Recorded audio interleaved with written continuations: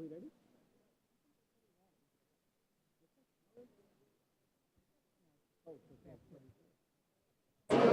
Okay. You want me to start? You good? Okay. All right. Good.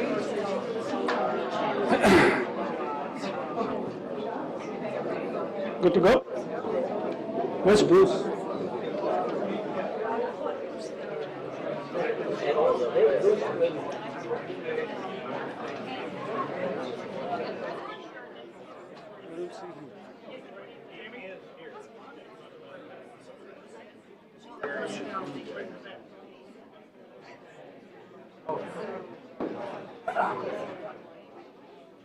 Bruce going to sit here or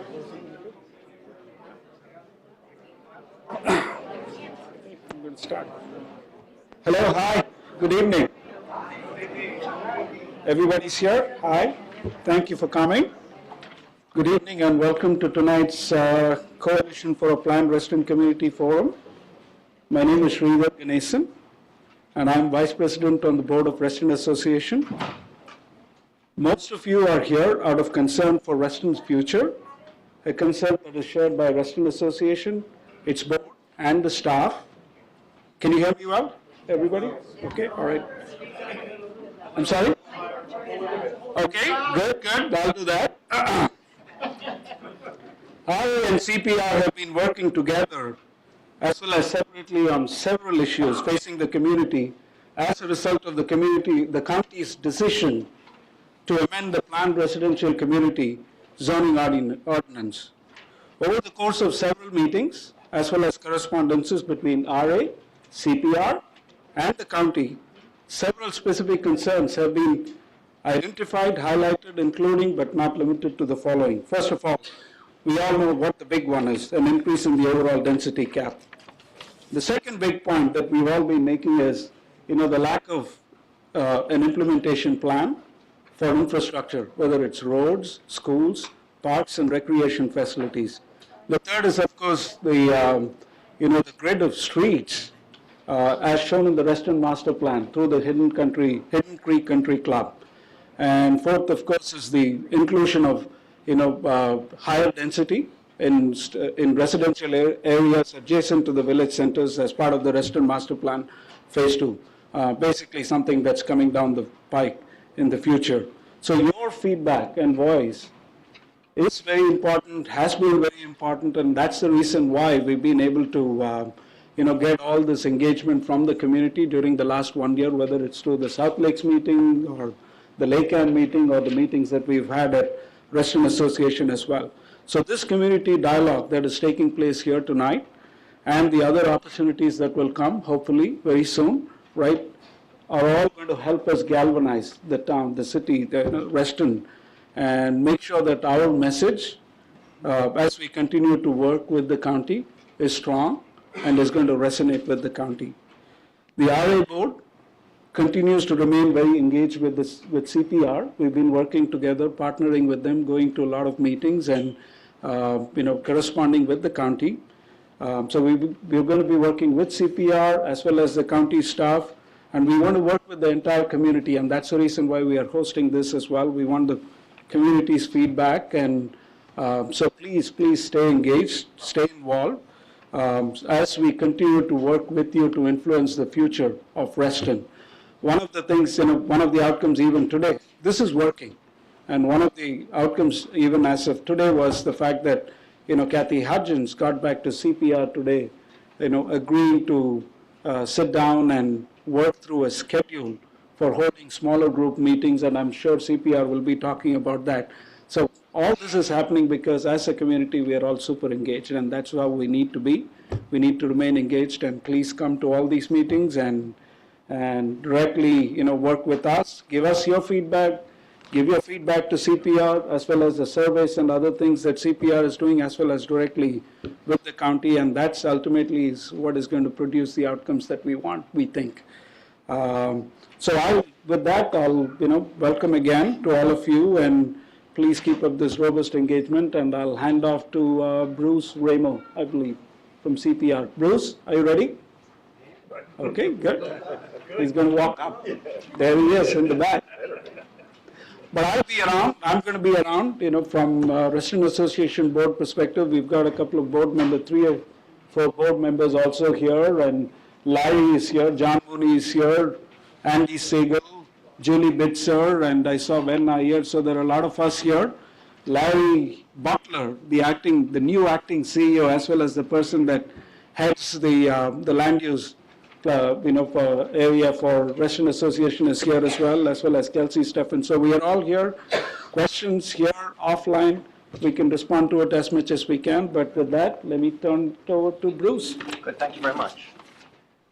I want to make sure that everybody could hear me. Can you hear me back there? Over here? Thank you. My name is Bruce Ramo. I'm a member of Reclaim Reston and a participant with the Coalition for Planned Reston, and I am thrilled to welcome all who are concerned about the future of our community. I had prepared, and in preparation for this meeting, some remarks, but nearly in real time, there have been some new developments, and I would like to take a few moments to discuss them a little bit differently than I had originally planned, hence my very quickly written notes this evening. First, many of you probably saw this morning's paper in the Washington Post, an article about redevelopment in Reston. Did many people see that article? I don't know about you, but I was disappointed because, in my estimation, it read like a preconceived conclusion in search of some facts.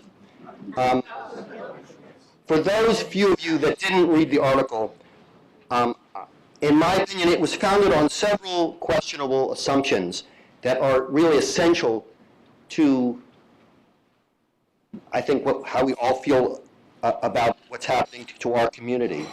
First assumption, that Reston essentially is like every other town along the Silver Line that must change to accommodate significant population growth that will accompany the expansion of the metro all the way into Loudoun County.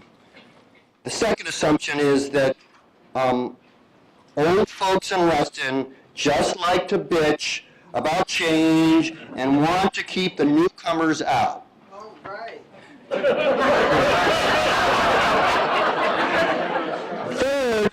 The third assumption is that Fairfax County has the future of Reston well under control, and it's these discontented Luddites in Reston who are simply too set in their ways to understand the urban future of Reston. So, I think we can certainly agree that Reston must adapt to the reality of growth associated with the Silver Line. But the article failed to distinguish the area along the tollway, called the transit station area, from the area where we live. Most of us all live in and around the planned residential community called the PRC. So the TSA is the area on both sides of the tollway. It's destined for urban-like development, and we acknowledge that is largely out of our control.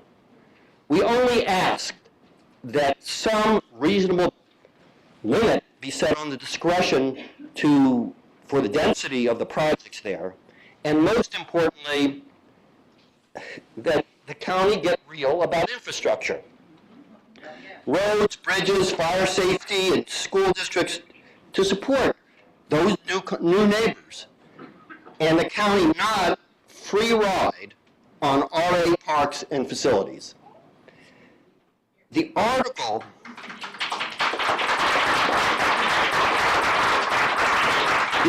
was oblivious to the fact that Reston is a planned community. We all purchased with that understanding that Reston is a uniquely harmonious balance of residential neighborhoods, commercial areas, and open space with infrastructure in place for a finite number of people. We oppose the attempt by the county to foster what I call developer creep of high density into the established residential neighborhoods and the golf courses of the planned residential community where we live. Next, I have to object to the ageism underlying the notion that folks who raised their families here just want to keep others out. This is wrong-headed and straight out false. CPR recommended a cap of twice the current population of Reston with higher commitment for affordable housing. The Washington Post article simply missed the points that we cannot have 3 times the current population, and that the county staff is the one that rejected our recommendation for more aggressive standards to keep our community open to people of all economic means. Finally, the writer of the Washington Post article seems to have drunk what I call the magic Fairfax County Kool-Aid, because that is the only way someone would believe that the county's assertions that they really got it under control for adequate infrastructure and that will keep up with the population. So clearly, I think the article had some problems.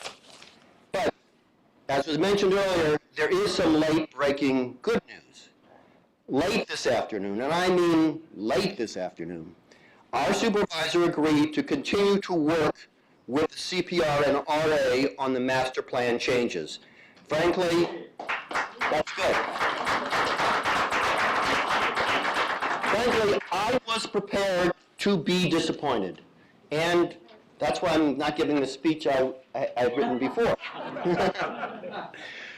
But frankly, as I look around the room, it is totally evident that it was not an accident that this apparent late afternoon change of heart by our supervisor occurred as this community meeting was about to be held. The only thing between the county moving forward with its proposed changes of zoning levels for Reston and the willingness to consider changes is you. The Restonians who showed up tonight, the Restonians who volunteered when they completed the survey, and those who will continue to make their concerns known throughout the community and to the county. It is crystal clear, if you want to protect Reston from the existential threat of runaway development in our residential areas without adequate infrastructure in place, all of us, and I mean everyone in this room and every one of your neighbors, must become and remain active and informed and engaged in speaking out. Ultimately, that's what this meeting's all about. First, we're going to review the results of that CPR survey that was mentioned. Our survey was designed to give you a side-by-side comparison and a choice between the positions of the county staff and on proposed amendments to the Reston Master Plan and those of CPR. Then we'll suggest ways forward with the help of you and the more than 200 Restonians who volunteered when they completed the survey. So once again, thanks for indulging me in this late change of direction here. I thank you for attending this evening and for your commitment to keeping Reston a planned community. Thank you.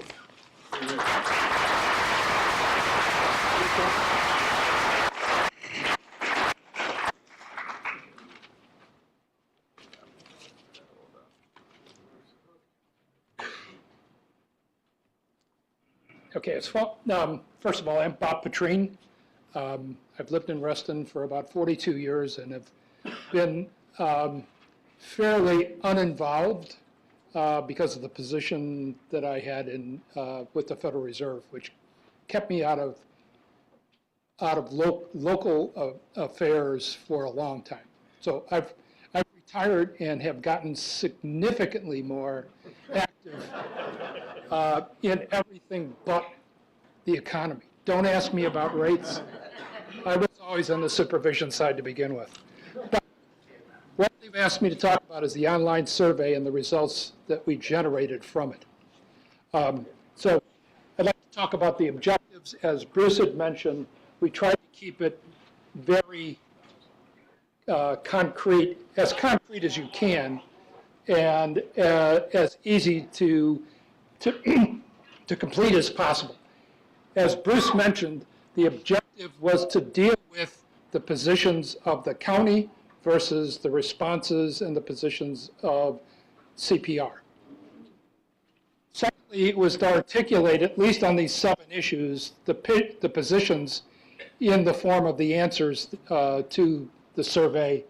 And lastly, to begin to coalesce where the community as a whole, at least with the subset of the people who took the survey, what they felt about these issues and kind of ways forward. So, as Bruce mentioned, the methodology that we followed, the tool that we used was very simple. We were limited by the online tool to either or yes or no questions, and we attempted to provide clarification of the issues in the questions so you could have an idea about what we were trying to achieve. It was sent to over 2,100 Reston residents. We would have liked to have sent it to more, but those are the email addresses that we had. To date, we've received over 400 completed surveys. So I'd like to go through the results very quickly at a very high level. Just based on the fact that you've all shown up tonight, it would suggest that by and large, the citizens that took the survey believed that the CPR responses to the 7 survey issues were largely ones that they agreed with. Now, a number of the questions were very specific, and we'll go through what the intent was in just a second very quickly. We don't want to spend a great deal of time on this, and we hope that more people, as they become aware of the survey, will take it. It will take just a few minutes to complete. Question number 1, and I'm not going to read these. I want to talk about the intent of the question.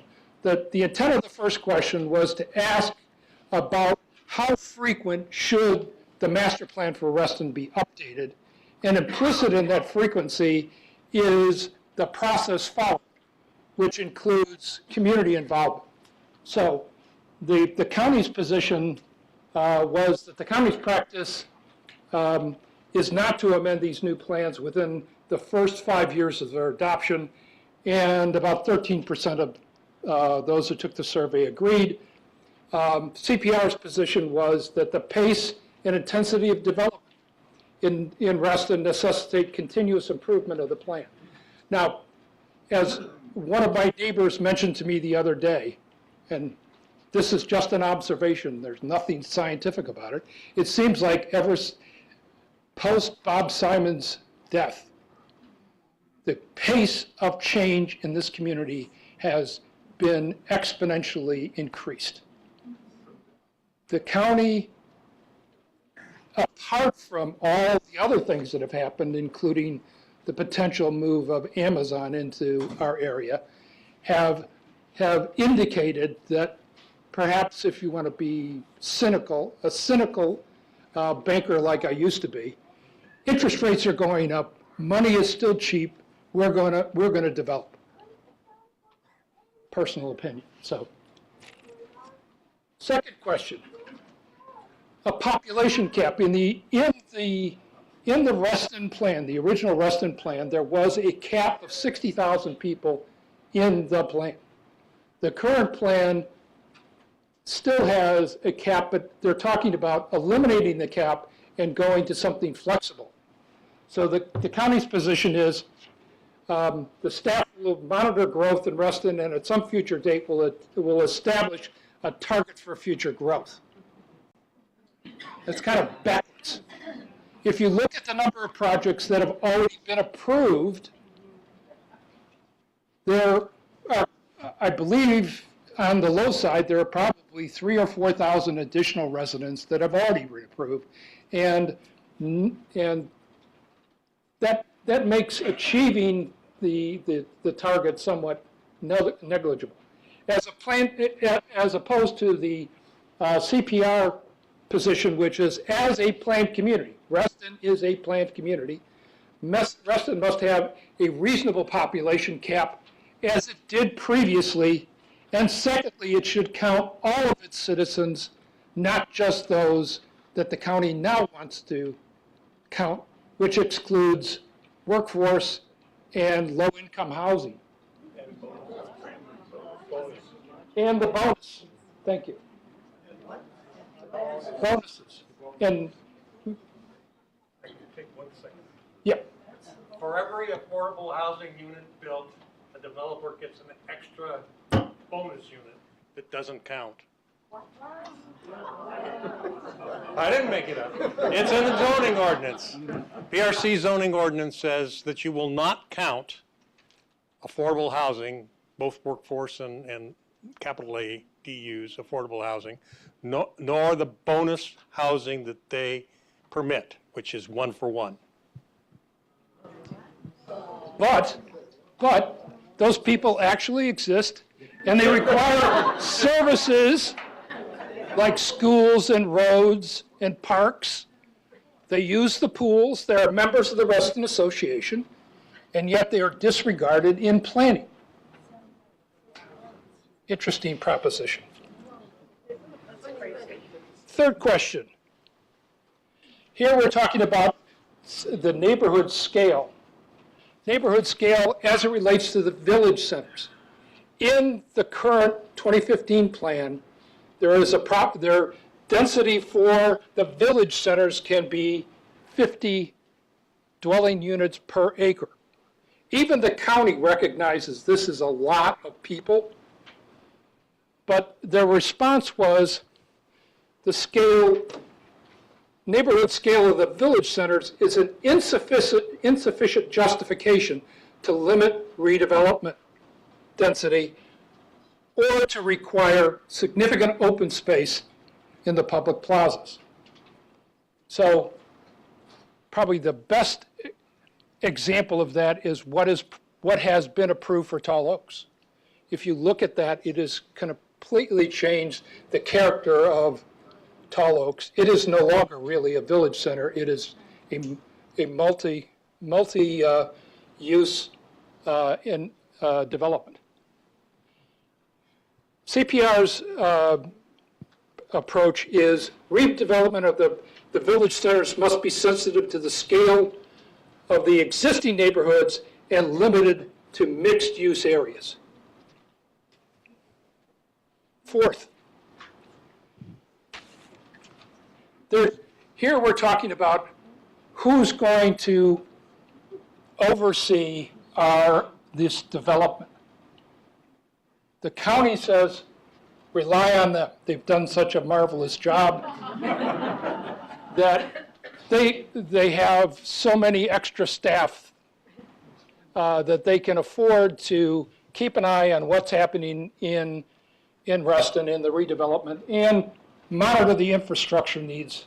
Yes, they know that traffic is lousy, and they will take that into consideration, as opposed to CPR's approach, which is to have an independent, community-based review or oversight to ensure that development and infrastructure are in sync with what was not only proposed, but what actually gets done.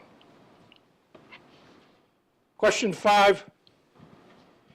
Here we're talking about the timing of the necessary infrastructure, and the county thinks that it is sufficient to have a stated goal of balancing projected development with infrastructure. That doesn't mean that it gets planned or funded. It's just that they will begin to think about it once the development begins to occur. As opposed to CPR's approach, which is there be a definite requirement that development and infrastructure are done in sync so that essential services are in place when they are needed.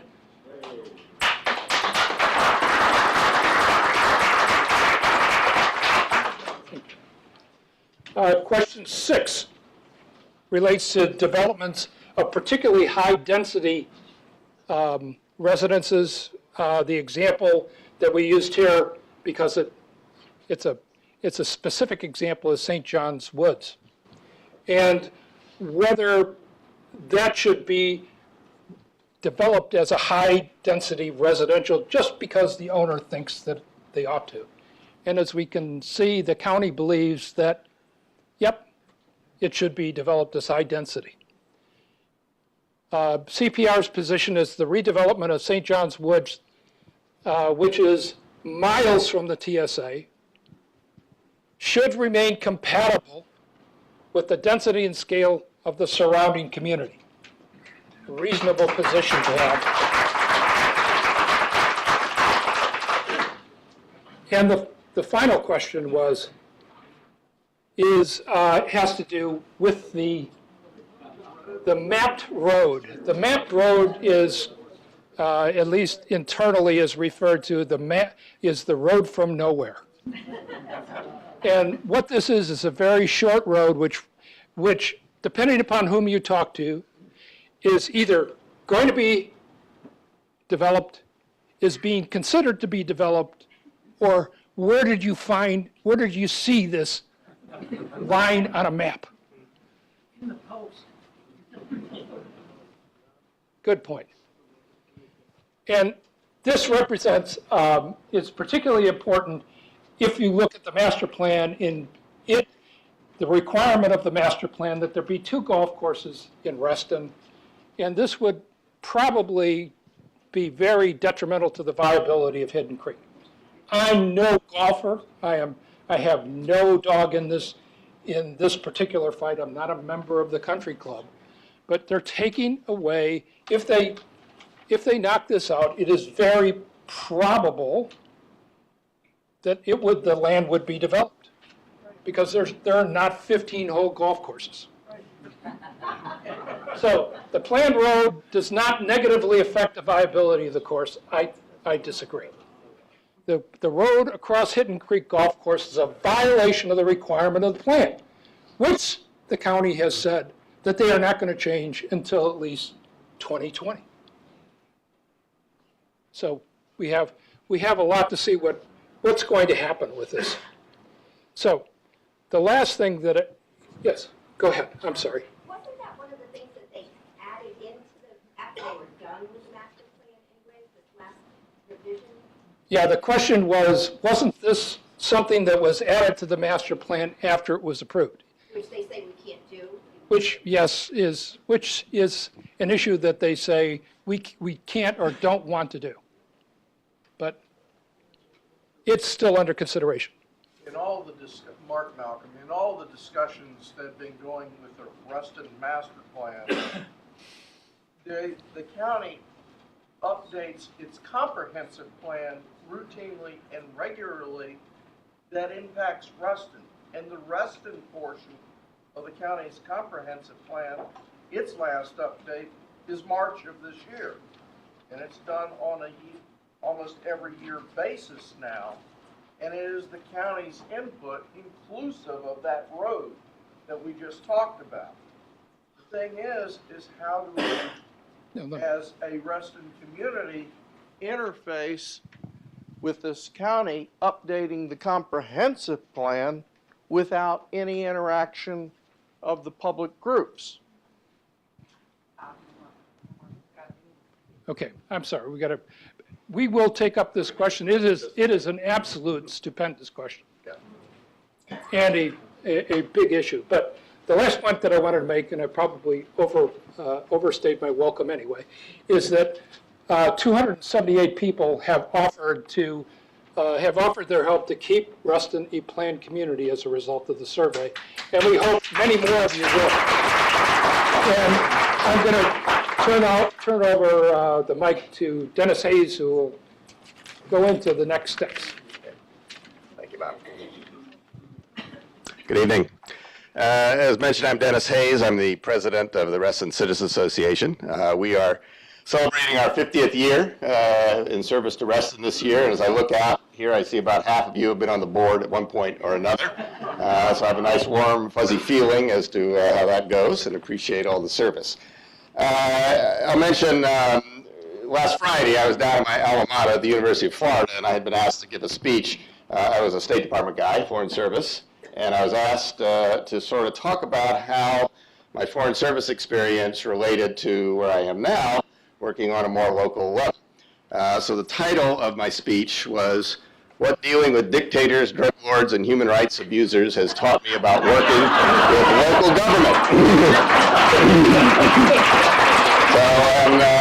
And there's quite a bit. And I'll tell you, the one thing that I'm a little facetious, of course, but the thing that you'll see, and a common in both of these, is that there is a human tendency to push, always pushing forward. If someone thinks that there's something in their interest, they're going to push as hard as they can to get it. And guess what? If there's no resistance, they keep pushing more and more and more and more. So there has to be push back. So before we get into my comments about next steps, I want to quickly go back and remind everybody that it was a year ago, next week, that the first meeting on this took place over at the Administration Center. We're not supposed to be here now because the deal was set. We were going to have that meeting, there was a P&Z meeting, there was going to be a vote from the Board of Supervisors, and then this would have happened. Now, a year ago, there was no CPR. No one was sending around notices encouraging people to attend meetings. Nobody was providing background information. But nevertheless, 100 people or more showed up at that meeting spontaneously. And this was something the county had not anticipated. They had not planned for. Because as you know, the usual sort of way these things work is there'll be community input, which will be at a time that's inconvenient for everybody. 15 or 20 people will show up. There'll be a little discussion. Somebody writes stuff up on a board, and then they do what they want. But because there was such an outpouring of enthusiastic, loyal opposition there, it got pushed back. And so we've seen that because each meeting that we've had, more and more people have shown up to address this issue. And as we all know, as Mao Zedong reminded us, quantity has a quality all its own. So the fact that we had 900 people show up in October at the South Lakes, that meeting there, is the reason why we're still here today, and this is still an open issue. So believe me, this is all comes down to you. Now, I would say my overall interest in this is a simple sentence. A plan that can be changed anytime and for any reason is not a plan. And we are a planned community. And as a planned community, we need to maintain a plan or else we're not a planned community. It's as simple as that. One of the things that, we get a lot of information sort of comes our way. I'm going to try to find it. I'm going the wrong direction here. I'll go back up. One of the things that I came across, and again, it's important to remember, we're not the only community that's going through all this. I mean, all across the nation, there are similar things happening. I mentioned this Portland, Oregon, because there was an interesting article that they're dealing with very similar issues that we are. And I'm going to go through 4 points that they brought up. First, they said, if you propose a major project, it is incumbent upon you to demonstrate that the community will have a more positive benefit than negative. Is that radical? Is that outrageous? No. Second thing is a quote. And this came from a prominent architect named A.E. Doyle. He said, all new things being built must be built with the idea of preserving the beauty of the community and adding to it. Now, A.E. Doyle said that in 1906. So again, nothing new here.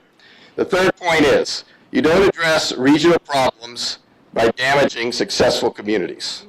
And number 4 is, what's needed is a proactive approach to build trust, collaboration, and all-party solutions to the issues. Now, I mention this because, as earlier we talked about Hidden Creek. Now, Hidden Creek has the distinction of having failed all 4 of those categories that I just mentioned. And that's not easy. 100% failure rate, you got to work for it. You got to really get in there and show an effort. But you need to do this. Those of you who, is this on, this one? Probably seen this before. This is the road we're talking about that goes from here. This is Isaac Newton, and over here we have American Dream Way. And it runs along here. Here's the third hole of the golf course and these sorts of things. And again, we call it the road from nowhere because it just materialized in the middle of the night. We have been asking for a year now, and RA has also been asking to have that removed because we're told it's a conceptual road, not a real road. It's not a real road, it's a conceptual road. So there it is. So at our meeting in February, this came up as a subject. We had a discussion. At that point, they kind of changed the county guy who does transportation, changed a little bit around. And he said, well, you know, it's not really going to affect the golf course. There's room between the W&OD and the golf course, and we can put the road in there. And I said, no, you can't. And he said, yeah, I can. And I said, no, you can't. You know, that's a scintillating high-level negotiation that your CPR guys engage in all the time. So then I said, okay, well, let's go. Let's go down there. We can leave right now. We'll drive down there. Let's take a look at it. No, can't do it. 3 or 4 times, I think I asked him about this. 3 or 4 times he said no. Well, the thing is, I got my own tape measure. So I went down there and measured right about here. And the distance from the W&OD to the golf course is 14 feet, 5 inches. 14 feet, 5 inches. So if you're going to put a 2-lane road plus curbs, plus sidewalks, plus buffer, plus drainage, plus everything else in 14 feet and 5 inches, it's going to be a tough thing to do. So again, this is something that is one of these non-negotiables as far as I'm concerned, because let me tell you, if the cap is lifted to 16, and if this road stays, the golf course is gone. It's gone. So be prepared for it. Anyway, let's go forward. First thing you do, you're here. Thank you very much, because that's a first key thing. You need to be aware of this because you're going to see in another slide or two what I'm going to be asking you to do. But you don't need to get into depth and detail, but you do have to have those basic concepts. We want to stay at 13. That's the planned cap. We need to stay there. We need to get rid of the road. We need to have an implementation plan to make sure that infrastructure comes in so that we have the schools, the parks, the playgrounds that we need for ourselves and our children. So all of this is coming, and all of this, so you can go to this website you see here. All this will be available online, yes, as soon as we finish up here. So you don't have to write it down if you don't want to now. But please take a look at it. Because then we're going to talk about making your presence felt. As I mentioned, look, the county has a lot of things going for it. They have professional staff who are paid full-time to work on these issues. They have an entire office of lawyers who work on these issues. We have us. We have us. That's what we have. And we need to make sure that this is not just a Reston problem, because there's a tendency, natural enough, for the supervisors to basically respect whatever the supervisor of that particular area wants. They usually get, because there's no push. There's no pushback. So what we are asking people to do, and we're going to provide or have provided some draft language for things, but personalize it as best you can, is not just to write to our supervisor, although we want that too, but to write to the other supervisors. Write to Chairwoman Bullock, for sure, and tell them, you know, we're concerned about this, and we want it to happen. Second thing is to attend and speak at meetings. Myself and the other folks around here are discounted. You know, if I go into a meeting, okay, all right, we know what you're going to say. But new people, we have to show it's not just us, it's you, it's everybody here that's going to do these things. Talk to your friends and neighbors. Look, I was like everybody else. I ignored, or just all these issues went past me. I've been here since 1979, off and on, going back and forth overseas. And my kids were growing up, and I was busy and traveling, and I didn't really focus on these issues. Well, I do now, because I see that my quality of life has deteriorated, because it takes me 45 minutes to get from one side of town to the other, because you can't get a playing field because they're overbooked, and all of these things that are coming at us at an increasing rate of speed, and we need to deal with. So please talk to your friends and neighbors. get them involved, get them to do the sorts of things we're talking about here. Letters to the editor and op-eds. Again, we need a variety of voices out there, people telling them we care about this. The article in the Post is a good example. This, again, I agree, this was somebody, the author of that, knew what they wanted to say before they talked to the first person, and that's what we get. Lastly, I see a fair number of T-shirts. I see John over here is more than eager to sell you at a low price. So again, it's the visualization of the fact that this is a concern for a large part of the community. So we need to be able to do these things. This is an example. Our supervisor has on first Wednesdays, she has meetings, and any resident can come up and chat with her about any subject. Now, you know, we're Reston, right? So we're respectful. We are informed. We're polite, but we can be firm. We can be firm about this as an issue that we care about, and we would appreciate her consideration as we go forward on these. Some of the things we're looking at, we're in this for the long haul. We don't think this is something that's going to be solved tomorrow or the next day. So we're looking at options like the GoFundMe or something. And what we want to do is be able to take out newspaper ads, have signage, do handouts, you know, whatever it takes to kind of go along these ways, because we think that it's going to be necessary to continue to educate people as we look to the future.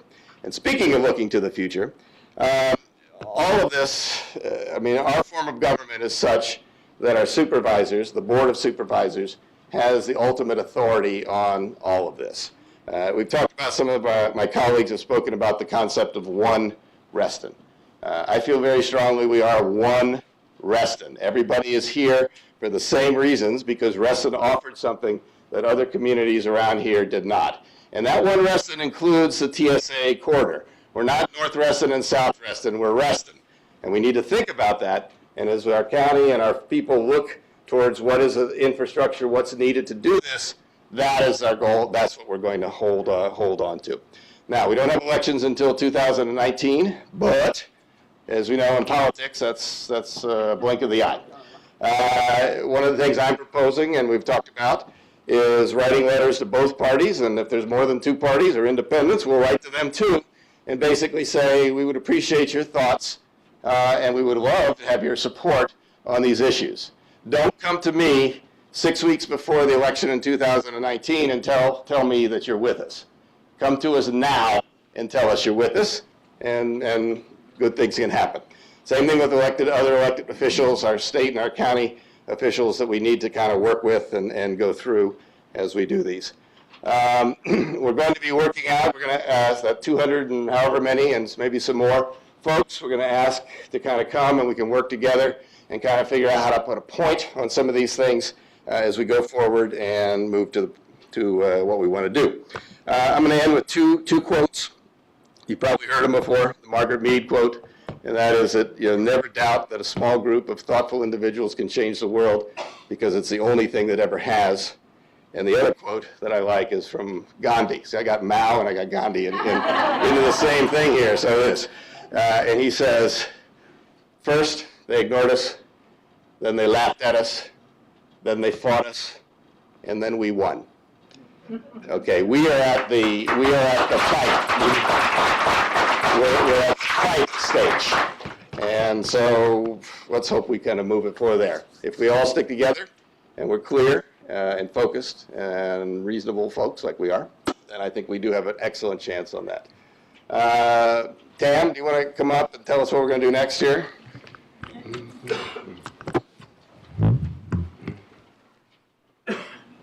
Good evening, and thank you all again so much for coming. As we end, obviously there will be questions. We didn't stop the meeting this time to take questions. The people, raise your hands if you're in CPR leadership. Please go in sections, separate yourselves, and people go to one of us if you have specific things that you would like to discuss. Someone had spoken to me before the meeting about a town movement. We have tried that. People still are very interested in it. I totally recommend that any group that's interested in that get together, research it, and see if there's any viability. I've been told there isn't, but let's look at it, because a lot of people are contacting me saying we need to do this. The other thing is that we will be, you signed in as you came in. If you have, your name is on a volunteer list, we will be contacting you to set up meetings of volunteers. Obviously, we can't have everybody in one room at the same time, but we'll try to break it up and have a weekday, a week evening, and then a weekend meeting where people can decide. Lynn, do you want to say anything about Hidden Creek? No, I would just like to introduce myself. I have a big mouth. No, you want to be on tape. Yeah, I would just like to introduce myself. As you all know, Hidden Creek was purchased by Wheelock Communities, which is a subsidiary of Wheelock Street Capital. And after this instance, I went to Connie Hartke and I said, Rescue Reston has to adopt the North Course, which they did, thank God. And Connie is sitting back there, and she said, she came back to me and said, yes, we did adopt the North Course, but you are the chair of the North Course Committee. So we're making it known that we do have a committee that is working very hard to defend Hidden Creek's or the North Course Committee's open space designation, and we're starting to get the word out. We're meeting with clusters that are in the Tall Oaks and Lake Ann area to inform them of the whole situation. We're getting our messaging out, and we are going to fight tooth and nail. So, Great.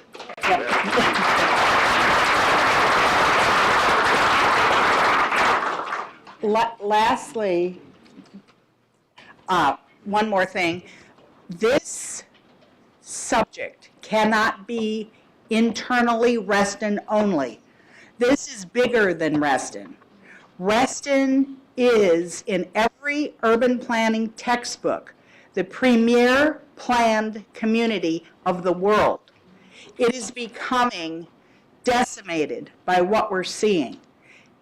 My hope is that every one of you who has people who live outside of the Hunter Mill District, outside of Fairfax County, outside of Virginia, let your friends and relatives know if anybody can write letters to the Fairfax County government saying, hey, what are you doing? You have a gem.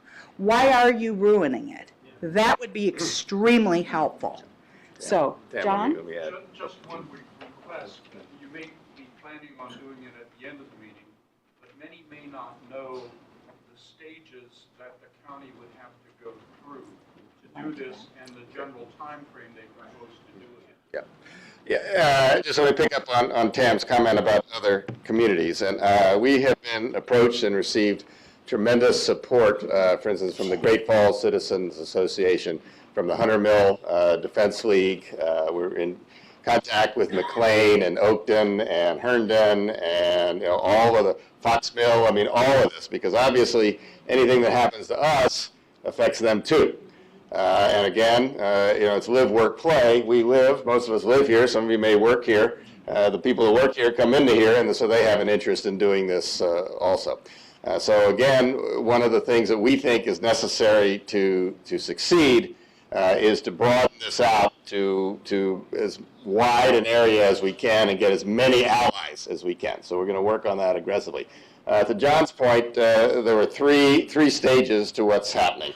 The first stage is the Board of Supervisors announces this, basically publishes the change for the zoning. And remember, what we're talking about here, we talk about the comprehensive plan, but the plan is just a guideline.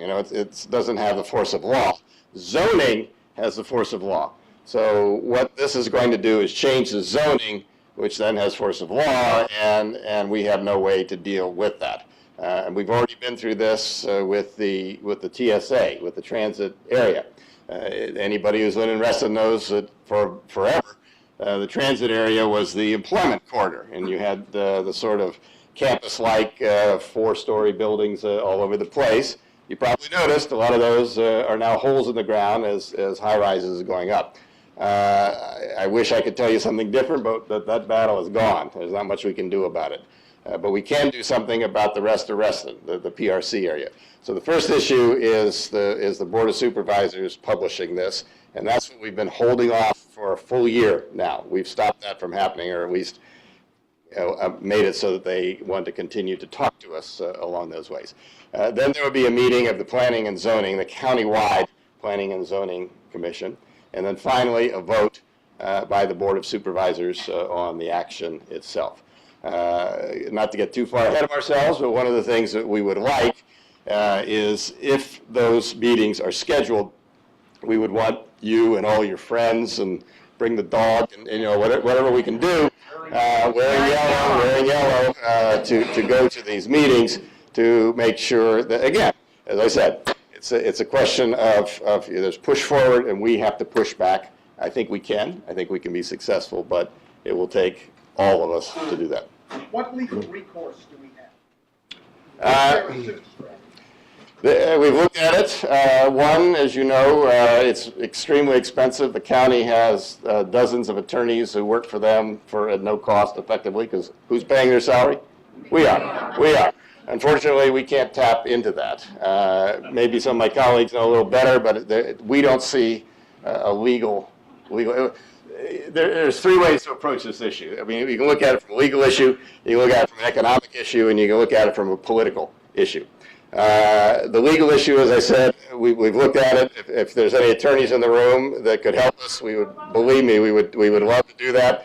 Let me finish my thought. Look at that. Let's have fun going. Well, there you go. Okay, yes, that was the one that.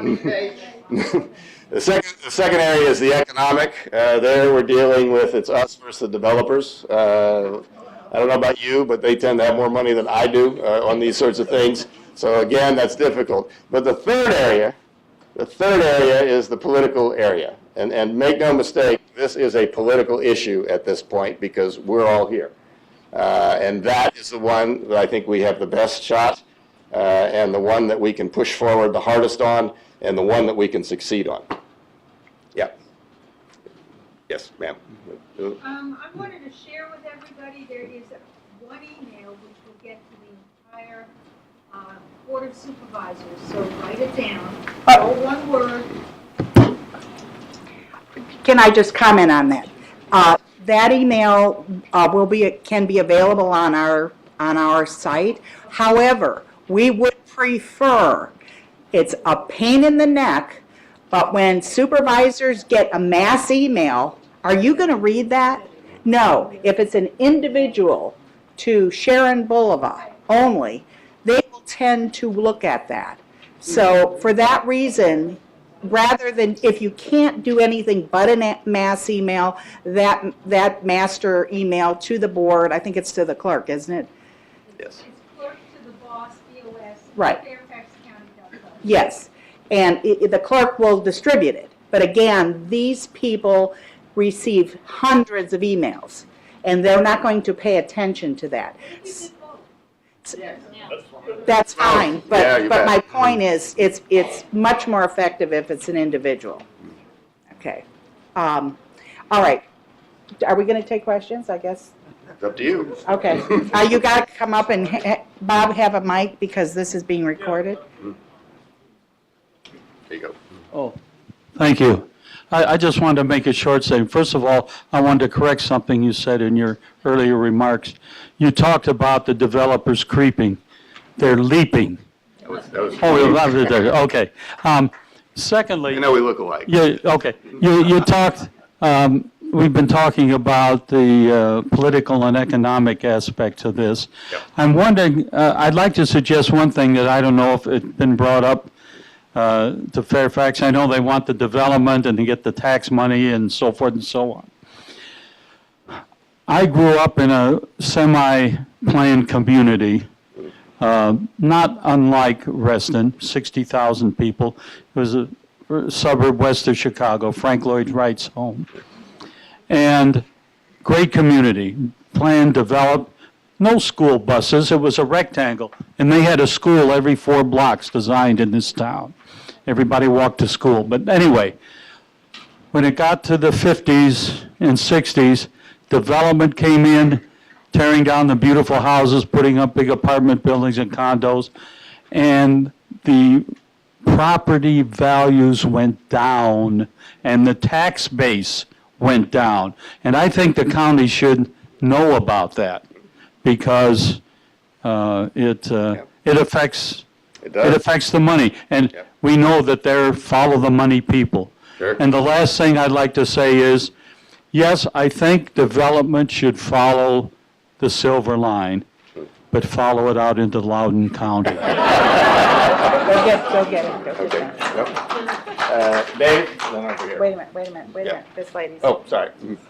Somebody over here? Wait a minute, didn't you give the mic to this lady? Yeah, okay, one over here. You go first, then Dave. Dennis, listen, within the context of You're second. One Reston, Yeah.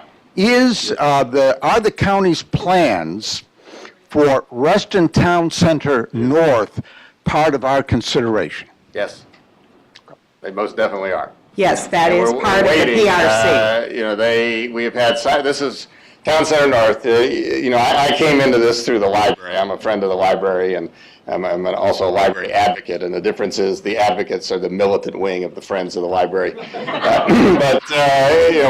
We're very concerned by that, because both the homeless shelter and the library are in the area that's slated to be redeveloped.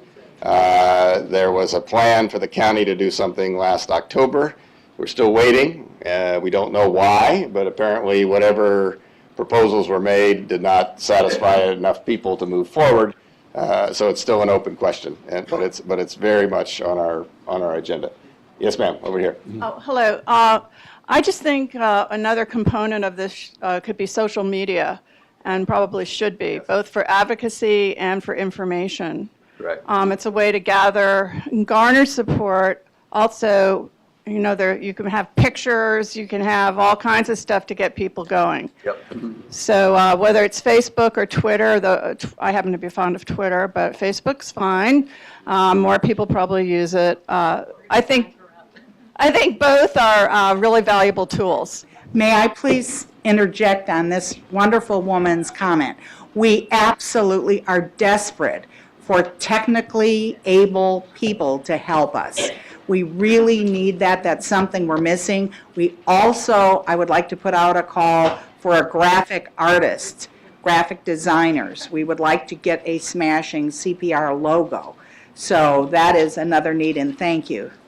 Yeah, so one of the things that strikes me, how many people know that there's a 240-foot tall condominium building going up at the corner of Temporary Road and Old Reston Avenue? Okay, so apparently the Board of Supervisors and the Planning Commission thought the only people who thought that was a bad idea were the people who live in Stratford House. If you live in any of the communities along North Shore Drive, or if you use Old Reston Avenue, that affects you. And it seems to me one of the things we need to do is monitor with great vigilance every one of the projects that are up for a zoning change. Because if only the people who live next door to the project oppose it, then it's like divide and conquer. We are not one Reston at that point. We need to be one Reston so that the political powers that be know they will be held accountable for every zoning change that they approve that increases the density of Reston without making concomitant improvements in the transportation and school infrastructure and parks infrastructure. So I just urge everybody to monitor it very closely, and thank you guys. Wait a minute, Bob, wait. On that point, I'm a new chair on the Reston Planning and Zoning Committee. We get to talk about and see the plans as they come in. Please attend those meetings. Sometimes almost no one is there, but if the community is there in force and speaks up, that may have a chance of making some change.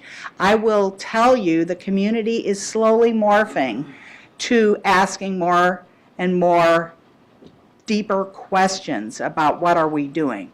And I'm certainly asking some very pointed questions. I do want to tell you that Reston Association has been fabulous about doing exactly what Stuart has mentioned. They have tracked development. And if you please sign up for Nextdoor, sign up for the Reston Association Friday newsletter, look on the site. Under land use, they have, I believe Kelsey keeps this very distinct list of what's coming in, what's being proposed, and what's been approved. It is stunning. So, next. Can I just add something there? Yes, please. I'm learning about the Reston Association. If you send an email to landuse@reston.org and ask to be put on the mailing list, right now we've got, I don't know, about 100 people. We send out agendas for the PMC meetings, we send out public hearing updates, all kinds of stuff, with a lot of good links, so please sign up for that.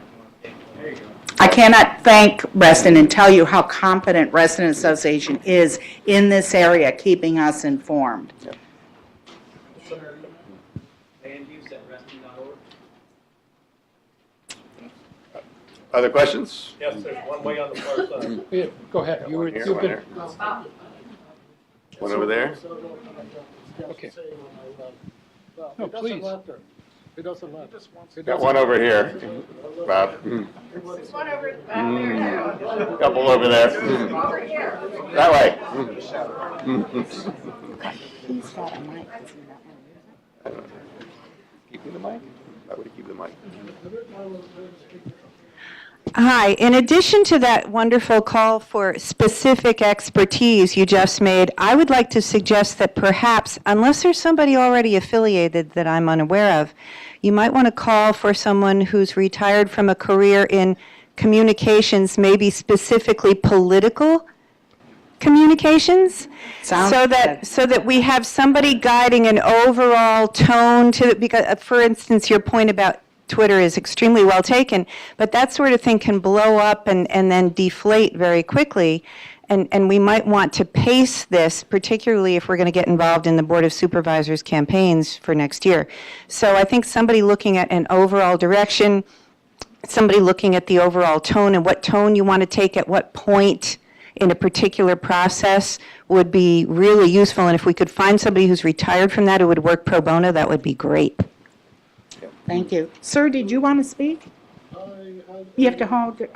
I have a question that is really for the first, really should be directed to our very, very first speaker, and the comments he made about Supervisor Hudkins having an apparent change of heart.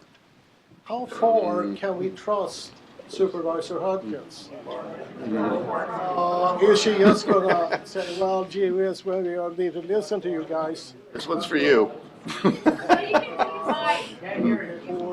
Your mic, I don't think sit so. down, and polite.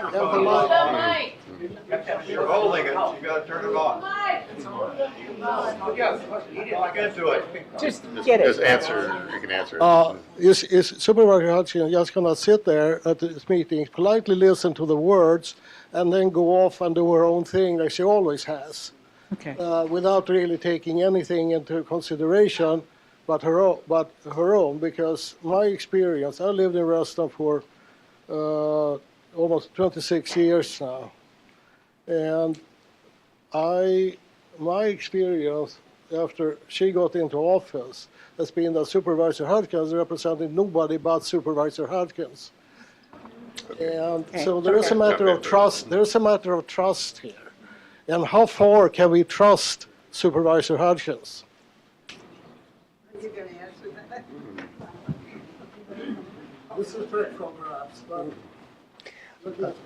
The question was, about our relationship with the supervisor, about the direction of her views on development in Reston. And certainly, we have sat in meetings with the supervisor, and we have expressed the views that you've heard tonight. We've expressed the points that we've made in the survey. I think as to where she is, she will go in a direction that she feels reflects her notion of the future of Reston. And by that I mean she has been very clear about her notion about making use of the Silver Line. She's been clear about her notion that we have to be an open community. But I also recognize that she has not embraced us in our positions fully. I was prepared because I felt that I didn't think she was particularly responsive. But today, as I said, she did respond, and and that's the real point. She is not a member of my family used to say, a person convinced against their will is of the same opinion still. Supervisor Hudgens needs to see just what is here tonight and what we are talking about tonight. That is the only, it doesn't, her views will migrate, I believe, in the right direction when she understands the will of the community and the determination of the community. And one last thing. We're never going to get everything we want, and quite frankly, that's not the way our political system works. But we do understand that the only way to prevent the complete, what I called existential threat to Reston, is to remain engaged. And the more we are engaged on a variety of things, there's a number of other activities, so the message is loud and clear and continuous to the supervisor and to the Board of Supervisors. That's the only way, and then eventually there will be the opportunity to select a supervisor who is more clearly in line with the thinking of most of us in this room. So it's not an excuse. I'm not saying anything other than we have to work it continuously. Good.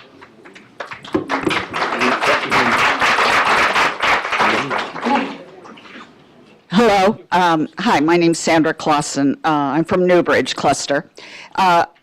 I got here 30 minutes late, so you may have addressed all the issues with the election coming up. I'm very politically involved, so if you have, I think you're right about Supervisor Hudgens. Did you already address the issue that she may not run again? And there was a rumor that she is not going to run again. It's not certain. But whether she runs again or doesn't, we should come up with a candidate of our own. So I think we should hit it, certainly work with her, try to persuade her in the best way possible.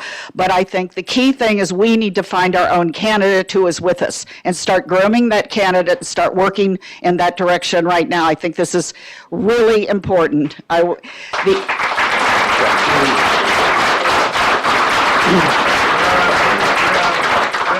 My question in terms of the timing of all of this, given that the next election where we can get a new supervisor, or if in 2019, can we stall all of the steps, the timing steps to that point?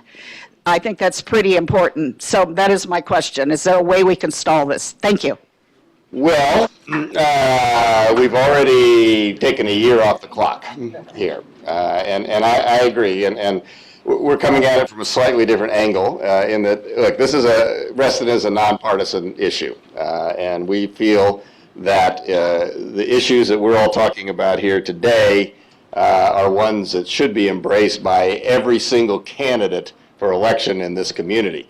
So ideally, if we can get to where all of the candidates support us, then we can pick and choose as is.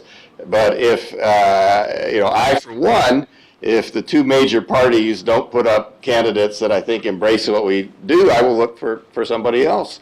And because that's what's important to me on a local level. And so, you know, and again, let me add to just what Bruce was saying. Look, everybody we talk to agrees on sort of the high level issues of sort of what Reston is and should look like. The problem is when you come down into the operational area and how that plays out.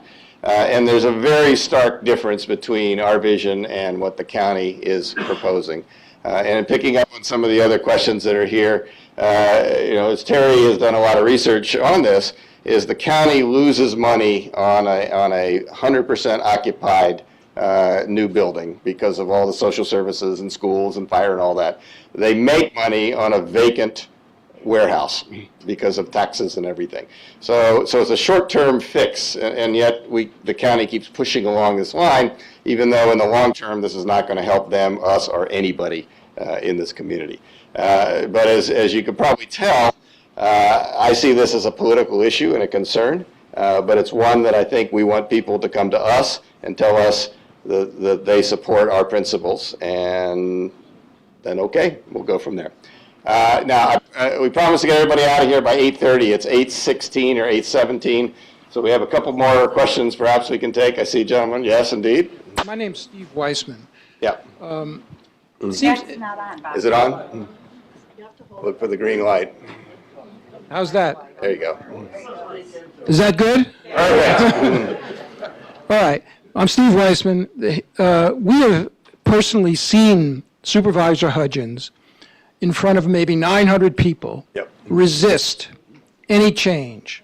Then I think I got recently, and probably other men, probably everybody got something, a tape of her and the county staff discussing all of this and them assuring her that, you know, everything is great.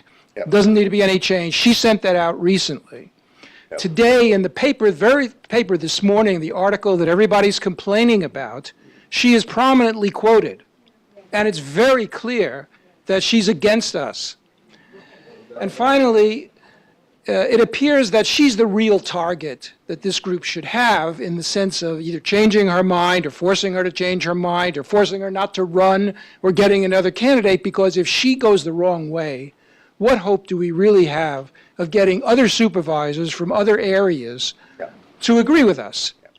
So I just wanted to emphasize that it seems to me that we need a strategy about Kathy Hudgens and how we can not only talk to her, but perhaps find other ways, threatened candidates, demonstrations, whatever it is, to social media pressures, to force her to renounce a position that she seems inclined to cling to for, you know, forever. One other little note I just wanted to add on the media stuff. It seems to me this reporter in the Washington Post is the local reporter. She's been there for years. And I think we need to have a media approach that has lunch with reporters like this, or the Washingtonian, or the people in Fairfax County who have media. That's a good point. And not wait for just when she's going to write a story, and fortunately she got Tammy in the story, but that isn't really sufficient. Yep. Bruce, you want that up?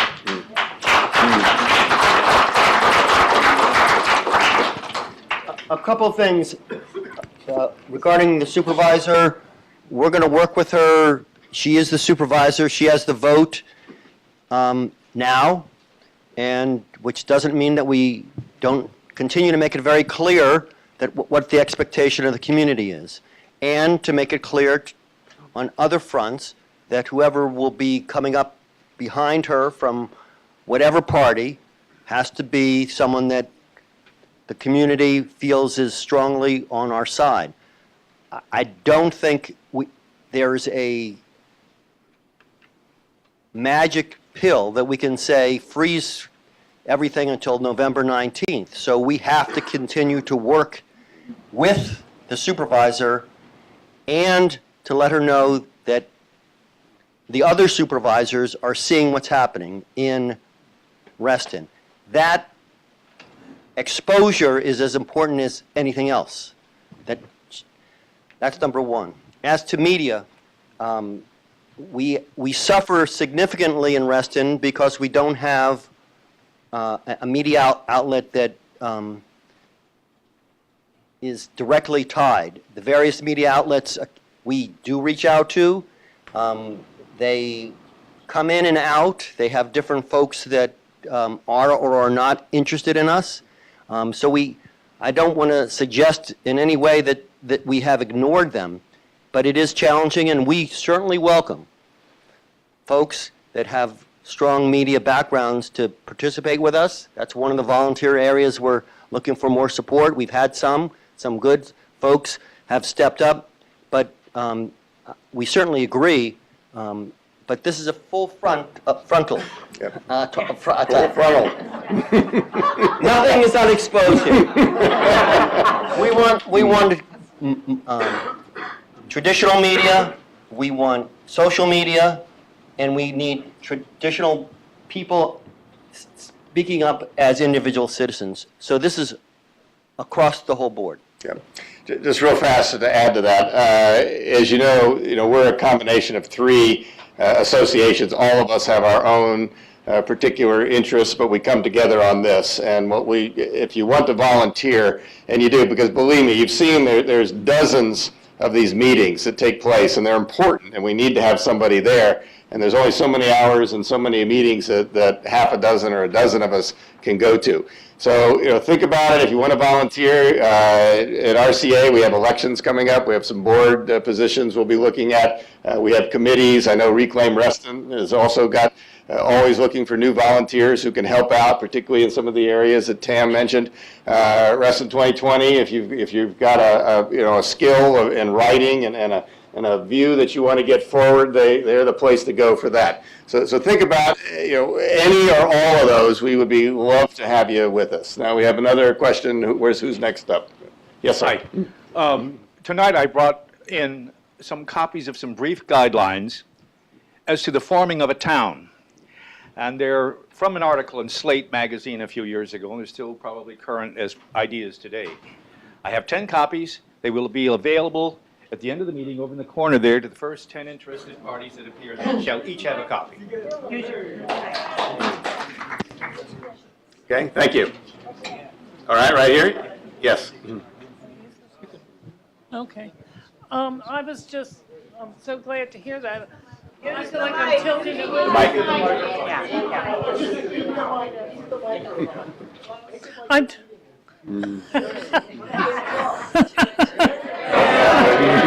I'm pretty consistent that anything gets near my mouth goes in, so I'll be careful. Yeah. Oh, well, okay. I feel like I'm tilting at windmills, so I'm so glad to hear this gentleman, because I can't give up that we keep talking about the county. They don't give a you-know-what about us. We need to be a town. We're not a planned community. We need to be a town. And I'm willing to work for that. I talked to my brother who does this kind of work in Pennsylvania. And he said, we don't have a chance. But he's a Republican, so I'm sorry. So he said, what we need, if you know any lawyer who lives in Reston, or we need some pro bono work, and we need to have volume of people, it's just what you folks were saying. But I don't think we need to give up yet that we can be a town. Thank you. Thank you. So before we get the next question, I'm going to take more questions. I just want to add to the list that Dennis just talked about. Introduce yourself. Sridhar Ganesan, I'm Vice President on the Reston Association Board of Directors. Please come to besides Larry earlier talked about signing up to the land use newsletters, the email distribution. We have land use updates pretty much every board meeting, so please come and listen to it. Extremely important. Please come to the board meetings and speak up. Express your thoughts, express your views, tell us what you want. That's how the board can also form its own position, take its own positions and form its opinion, give feedback to the public as well. So RCA 2020, Reclaim Reston, but also Reston Association, please come to the board meeting, speak up. you need to speak up, and that is every month. You have an opportunity to speak at every board meeting, sometimes even during committee meetings. So lots of ways to get involved and speak up. We got time for maybe 2 more meetings, and then we'll stay back. If you have any other questions, you want to kind of address us directly. 2 more questions. 2 more questions. 2 more questions. Oh, sorry. 2 more. Meeting. I got too many meetings. But we'll take questions. So I see one over here and one over this way. All right, one over here. Maybe we got one more question. There you go, Bruce. Hey, Bruce. The 100 Mill Defense League, I got to tell you, we've worked with the supervisor problem before. We've had a pretty sophisticated operation where we've had people go into each supervisor and each planning commissioner attempting to convince them about our situation. They tell us, you know, your supervisor has the sway. Whatever she says, we do.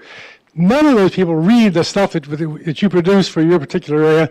They take the lead from the supervisor that you're in, the area you're in, and they vote with that supervisor. You watch the votes. They're unanimous.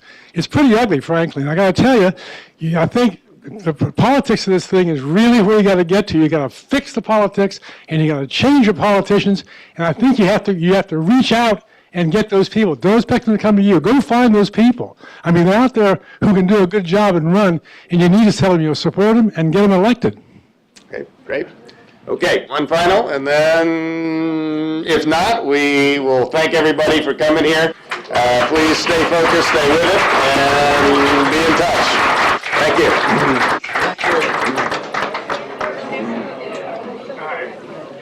Hey. We sat in the table together for